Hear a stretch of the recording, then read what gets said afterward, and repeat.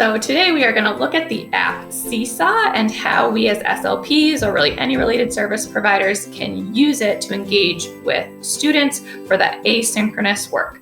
So this isn't going to really be an overview of what Seesaw is or how to get in. It's just kind of the nuances for us using it as related service providers because it's typically designed to be used for a regular classroom. So I'm going to look at two things: how you want to engage with your students and set up a classroom, and how we're going to maintain privacy. So the first option is you can create your own speech therapy or OT classroom. This is sort of what I prefer. It's kind of your own kingdom. You control the privacy settings and you control what's posted.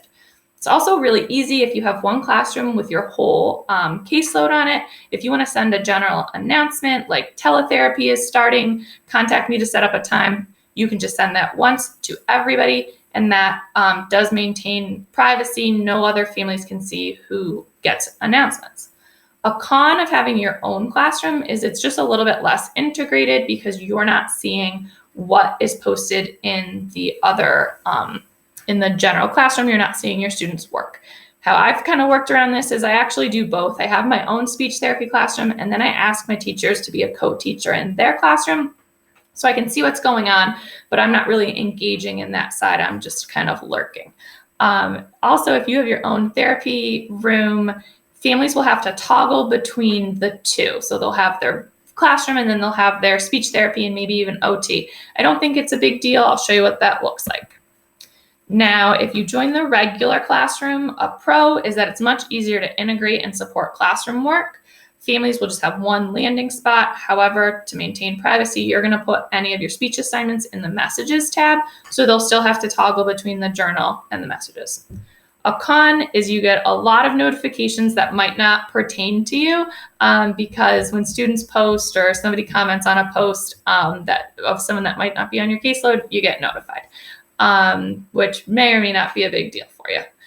And also, if you're joining the classroom for every single one of your students, that's going to be a lot for you to manage, to remember who you posted for, and it's kind of more to hunt through and navigation on your end. So again, that's just personal preference. It's possible that your district has recommendations or teachers have a way that you want, that they want you to set up. So definitely check with that too. Now we're going to look at maintaining privacy and complying with HIPAA.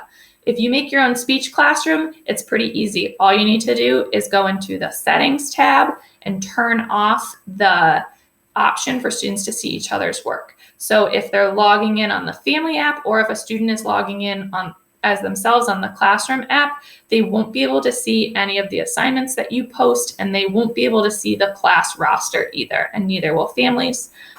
Again, in the messages tab, you can send things out as an announcement, and that does maintain privacy. If you are posting something in the journal and you tag more than one student, those students and families will see who else is tagged. So don't do that unless you have permission and it's a group situation. In the general classroom, you're going to want to put everything in the messages tab, and you do have the same options of posting like you do in the journal. You can do a video, a picture, a link, your Google Drive, whatever you want. And so that's nice. And you're putting it in the messages tab, not in the journal, so that, of course, you're ensuring privacy. Now we'll go see what all these things look like on the website. This is just my example classroom. It's my AT blog. So if I want to add something for a student, I make into the journal. I've kind of put some Screencastify videos and word list, Artic challenge, things like that. I'm just adding here into the journal and tagging my student.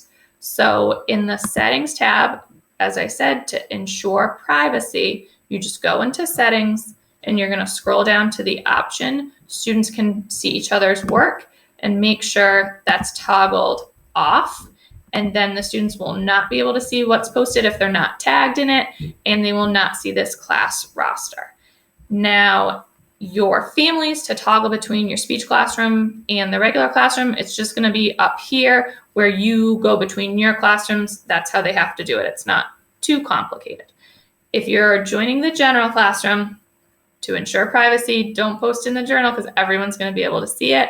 Go here to the inbox, and you can post the same exact way as the journal, but you're posting it here in the messages. So if you go to this plus sign, it will give you, again, these same options.